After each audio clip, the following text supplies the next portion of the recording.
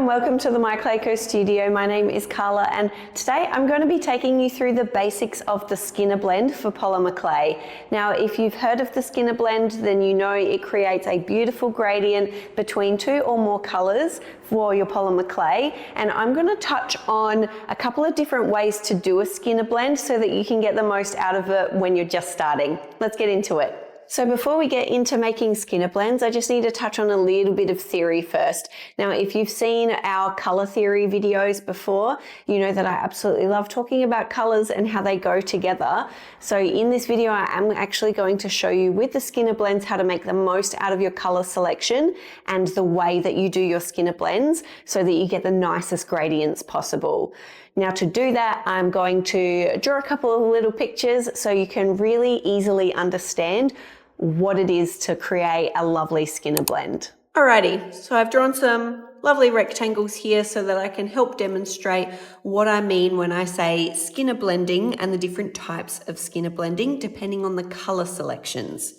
So as you know, huge color theory nerd and I absolutely love it. If you wanted to watch specific color theory videos, we do have a couple on our channel. We actually have a playlist, I think, that you can actually watch, which is really helpful for when you're mixing colors. Now, Skinner Blend is a way to mix colors because you're going to be getting a gradient effect from two or more colors.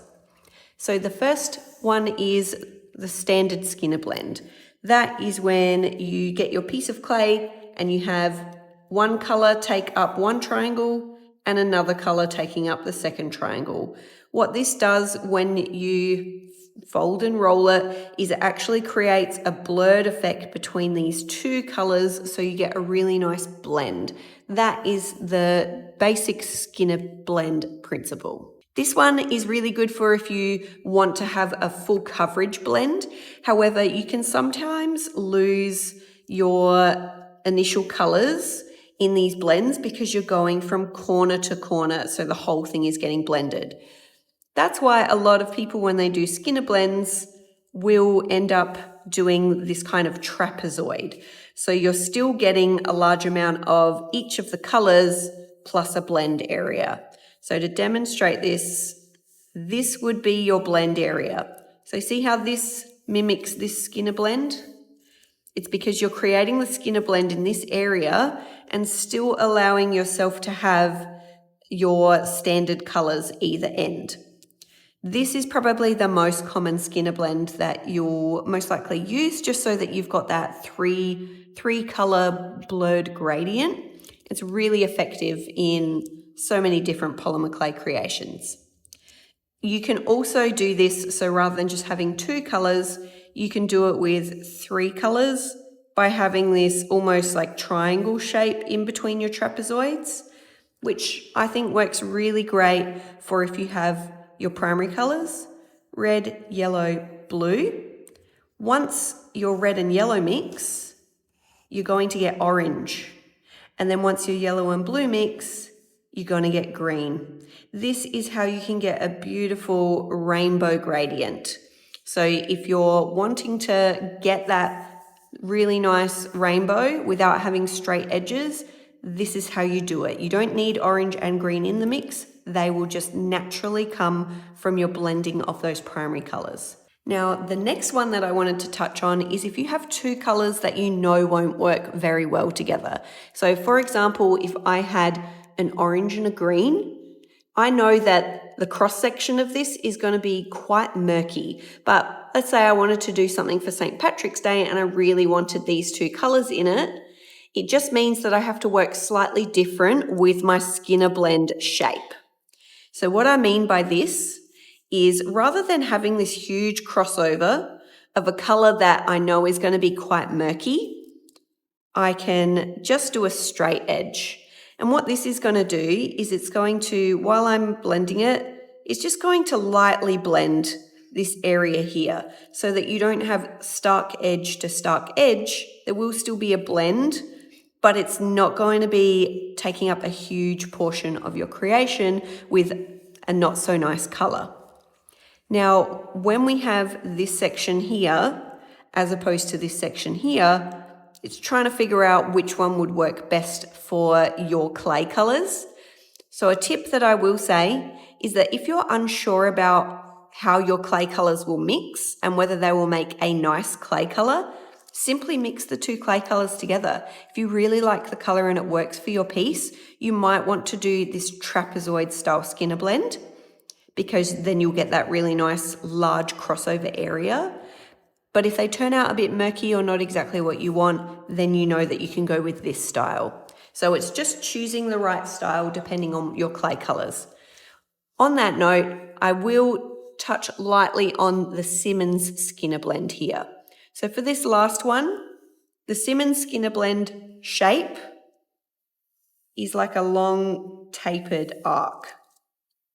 What this does is it allows for one color to be more dominant over the other. Now, why would you want this in your Skinner Blend? You want this if you're working with a light color and a dark color. So if we tried to do this Skinner Blend method with a black and a white, it's pretty much going to be very black and dark grey dominant. You're not going to see a lot of the white shine through. So what you do is you use the Simmons Skinner Blend and you have your dark colour here. So we'd have black here and then white taking up the large majority of it. So that when it blends, you're not going to lose that white in it because it's taking up a larger portion of your mix. So this one is great for those dark to light colors, but it's also great for if you're doing really cohesive blends.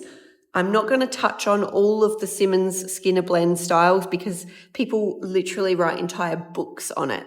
These are just the basic Skinner blends that I'm going to show in the video today so that you can see what they all are and how they would work for you and your clay selections. All right, let's go.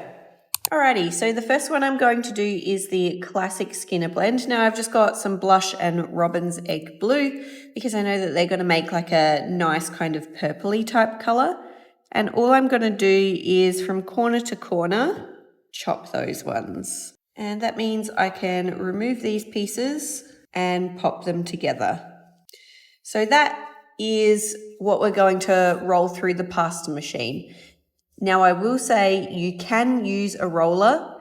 It is much more difficult and I would highly recommend if you're going to get into the world of Skinner blends that you pick up a pasta machine just so that you can roll out much more easily than you can if you're doing it with just a roller. But I will show you how to roll it through a pasta machine so that you're going to get the best out of your blends. The next one I'm going to demonstrate with the same colors, but we're going to use this kind of trapezoid effect. So we want to keep kind of the top third and the bottom third. So I'm just lightly marking those out since we're going to roll them anyway. And then all we want to do is just slice and slice. Then that means when I remove this one, I can pop this on here. Now this is going to be fully blended and this is just going to blend in that crossover section. So let's move over to our pasta machine and see what our two Skinner Blend variations come up with.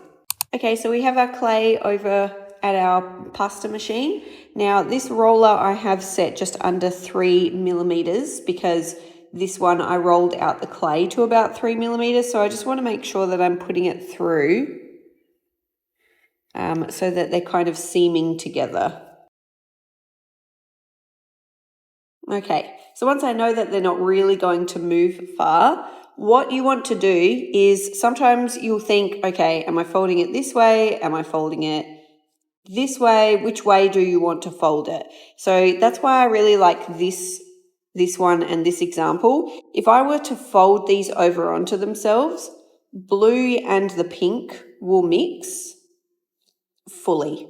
What we want to do is only mix these ones. So you'll actually be folding up on itself. So same with this one. We want to fold up on itself and all we do is we just make sure we're keeping that nice rectangle shape by pressing that down.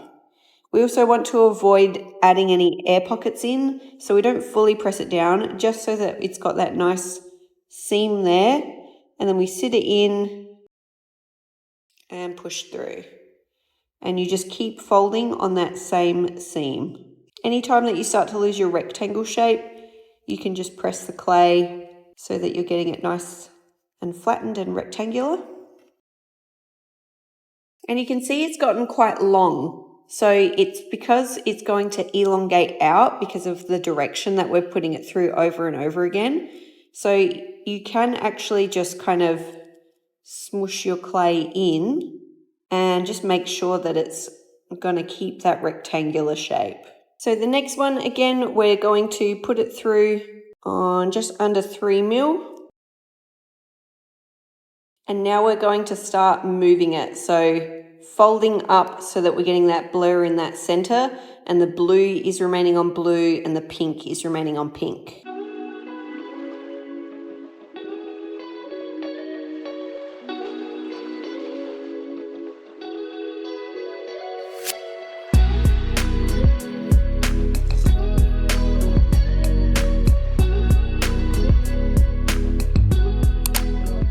Okay, so as you can see here, we've got our two different Skinner blends. So this first one is the one where we did the triangles, and the second one is where we did the trapezoids. So I actually personally prefer the trapezoids. You'll see that it doesn't blend as much, but if you keep going, you can get a further blend. It's just you want to stop whenever you feel comfortable with the blend.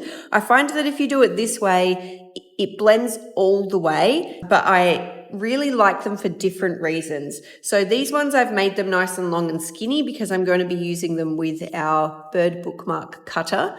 But as you would have seen, when I did my clay, I had them kind of in this shape and size, and I was running them through on the long edge, which means that they're going to be running through at about this size. If you wanted to, you could do it the other way around so that you actually had the long edge this way that you were running it through, so that you had a larger amount. So it's not going to be as skinny, it's going to be more elongated. But it depends what you're going to be creating your Skinner blend for. So when I create the rainbow one next, using 3 colors, I'm going to be doing a longer version just so that we can see the different variations. But for this one, we're just cutting them out. Okay, and as you can see here for my project, this one is what I would call like fully blended. This is like a fully blended Skinner blend. It starts to lose some of its colouring within itself, whereas if you do the trapezoid version, you can keep those really bold colours either side, and all of this Skinner blend that we did is in this little section here. So I find that, especially for polymer clay, when we're doing things and we're using smaller pieces, like this is a bookmark, but you can imagine if you did it on smaller earring sets, your majority is going to be this unless you keep it really small. You wouldn't have been able to show the full Skinner blend if I'd done small earring sets, whereas this one I still would have been able to get the blend from in between. But yes, that's the 2 different variations. And this one has its place because you can fold it up. You can use it to do full like butterfly wings. I've seen people do amazing things with the standard Skinner blend method. For this one, this is why I generally prefer the trapezoid, purely because of how I use it for my polymer clay creations. So throughout this video, just remember different equals different. You're going to have to pick the type of Skinner blend method depending on what you need it for and what your clay colors are. All right, on to the next one. So this next one is going to be using 3 colors to create a rainbow effect. Now, as I said before, because you will be folding up this way, it's going to get skinnier and skinnier. So whatever your length of your clay is, just think about it in half depths. So it means that you're going to be feeding it through in half depths along. So if I actually wanted this one to be longer this way, I would need to make these pieces much longer. But I'm going to be using this one again for my bird bookmark. So I'm going to be moving them up here so that they're about this thick. So for this one, This is where we're still using trapezoids, but we're doing it in 3 different shapes so that we can get that orange and green color mixing from our primary colors. Now these aren't your classic red, yellow, blue. I have got my blush and my robin's egg from the previous ones just because I wanted it to be a slightly different rainbow, and I've just added some sunshine Sculpey in there. And all I'm going to do now is cut these ones. So to cut these, I'm actually going to cut the yellow first because I want this to be my control. And I'm going to go from that top corner to almost the center. And again, top corner to almost the center. And then all I do is I hold my blade and I just pull it back and I mirror that cut. So this means that when we pull it together, we should get them on the right angles, and we're going to be able to blend that one nicely. All right, and it's in a rectangle. Now, I'm not going to take you through the pasta machine every single time. I'll just do a quick time lapse, but I will say that we're going to join them, which I can do now with a roller, just so you can have a look. So roll them with my roller. When I'm over at the pasta machine, I'll use my ruler, but here I'll just use my blade, push that up, and then this is where we would be doing it this way, so that these diagonal lines is where we're going to get that beautiful crossover effect. All right, let's get rolling.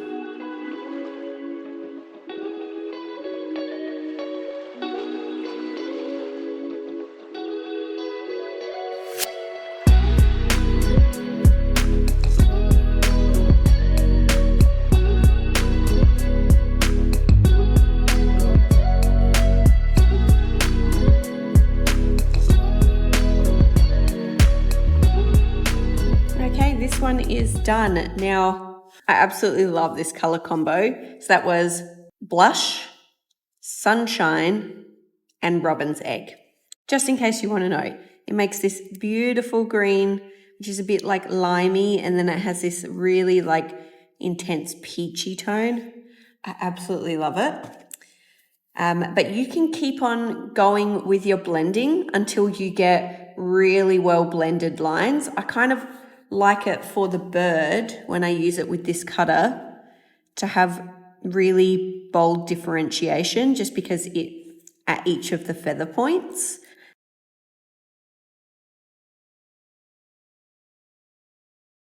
It's one of my favorite Skinner blends to do because it's just every single time it's just beautiful. I mean, look at that. Okay, this next one that I'm going to show you is this one where we have 2 colors that might not make a really nice blended color. So we want to keep that just to like a fuzzy blur. It's not like full Skinner blend, but it is something that you can use that same technique of rolling it through to get that blended line rather than the 2 static pieces. So the colors that I have a green and an orange. Now, these even in themselves aren't like the most vibrant, beautiful of the colors, but I have an idea of what I want to do with them. But what I did was I went ahead and I mixed the 2 colors, just an equal piece of each, to see what the cross section would look like. As I mentioned before, you can do this to make sure that you're using the right Skinner blend shape for your needs. And this is the color that came out.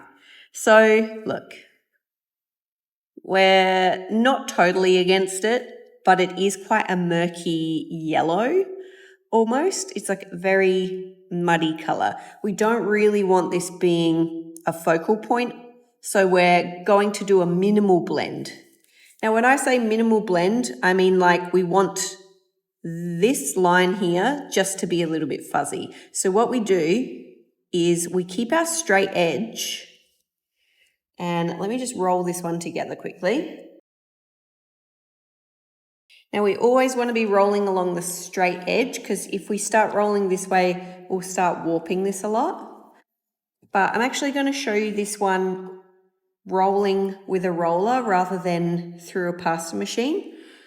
And what we want to do is, rather than lining them directly with each other, literally offsetting by like a millimeter.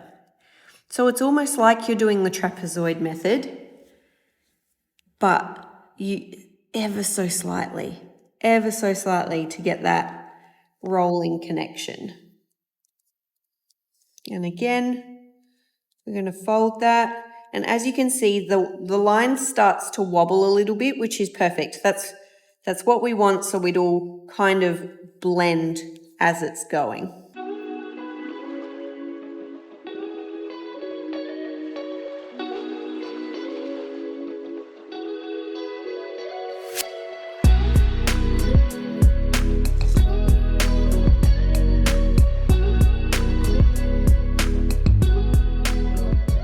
You can see here now we've blended that middle line, but we're still keeping our green and our orange, and it's a slight blur there. So we're not getting a full section of this kind of color, we're just getting a slight line.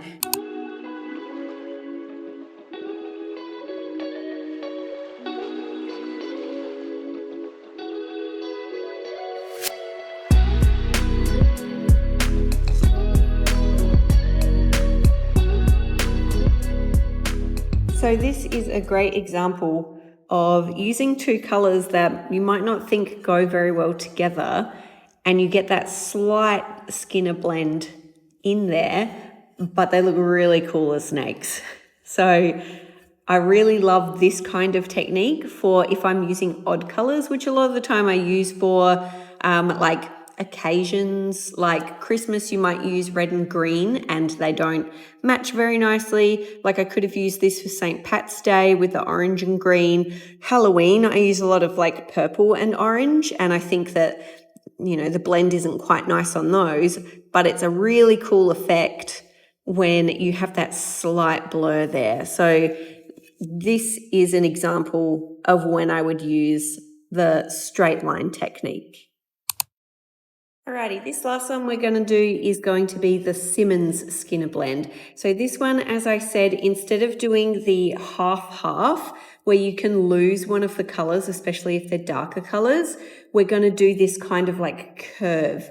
So I'm going to test it with black and white, just so that you can see a standard Skinner blend with black and white, and then I'm going to show one with the black being this kind of minimal slope part and the white being a larger area. So I've got my black and white clay pieces cut out to the exact same size. Now I'm just doing a little mini one here to show you. Now what I am going to quickly demonstrate here though is how to actually get the same angle on your swoop. Now it's the black that's going to be the small part. So what I'm actually going to do is I'm just going to swoop this one. Okay, so I've got this shape. Now to get the same shape on here, especially if you had a really large slab, I'm just going to show you a quick way to do it. I have seen people where they add water onto the top of this one, move their clay on, and then trace around it so the water stops it from sticking. I don't necessarily like using water because then you have to make sure that it's completely dried off, and then when you're drying, sometimes I get lint on it, and it's just, for me, it's a bit too messy for how I work. But if you are comfortable with using water, that's completely fine. I just get a piece of cling wrap, plastic wrap, whatever you want to call it, and I pop it there, and then I just grab any kind of tool, like a silicone tool or whatever. You could even use a pen. And I just drag it along there so I get an indent. And then I just trace along that indent so that when I take that piece off and I fit this one in, it's going to be a nice snug fit.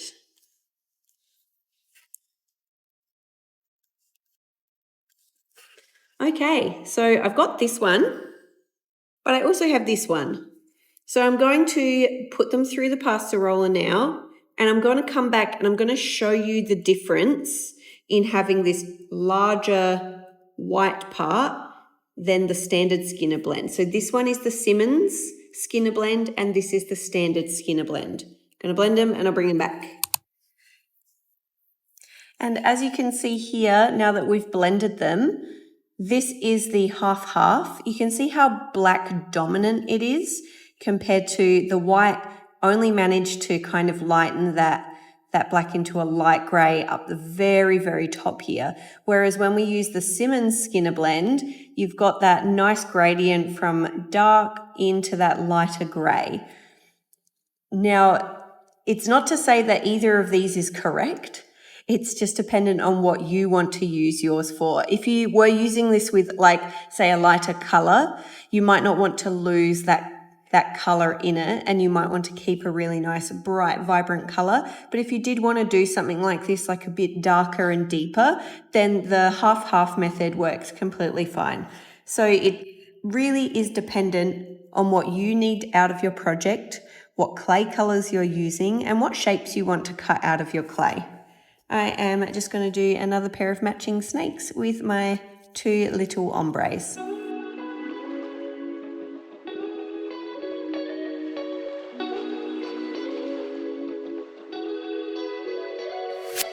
Well, I hope you enjoyed the video today and that you learned something new about Skinner Blends. If you are just getting into Skinner Blends, we would love to hear about your journey, so you can always pop a comment down below and let us know how you're going or if you have any questions. If you did like the video today, we would love for you to like and subscribe to the channel, and we will see you next time. Bye.